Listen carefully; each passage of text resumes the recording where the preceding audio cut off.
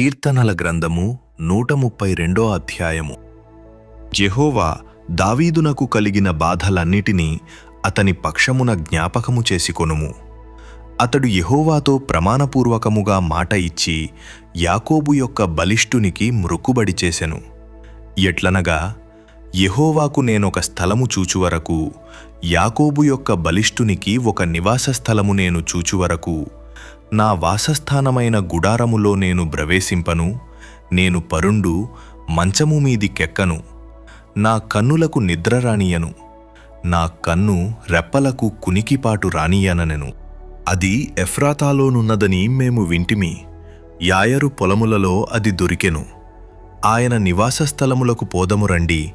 ఆయన పాదపీఠము ఎదుట సాగిలపడుదము రండి.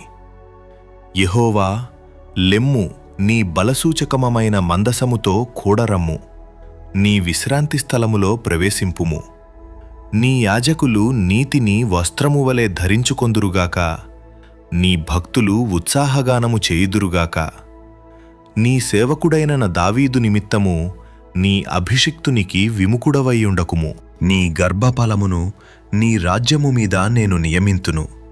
నీ కుమారులు నా నిబంధనను గైకొనిన ఎడల నేను వారికి బోధించు నా శాసనమును వారు అనుసరించిన ఎడల వారి కుమారులు కూడా నీ సింహాసనము మీద నిత్యము కూర్చుందురని యెహోవా సత్యప్రమాణము దావీదుతో చేసెను.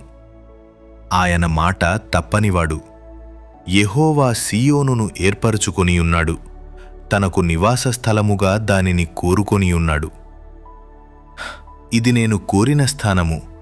ఇది నిత్యము నాకు విశ్రమస్థానముగా నుండును. ఇక్కడనే నేను నివసించెదను. దాని ఆహారమును నేను నిండారులుగా దీవించెదను.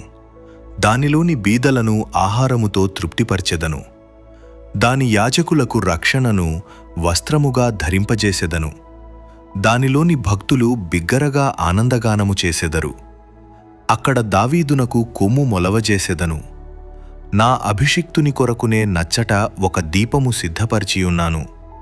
అతని శత్రువులకు అవమానమును వస్త్రముగా ధరింపజేసెదను.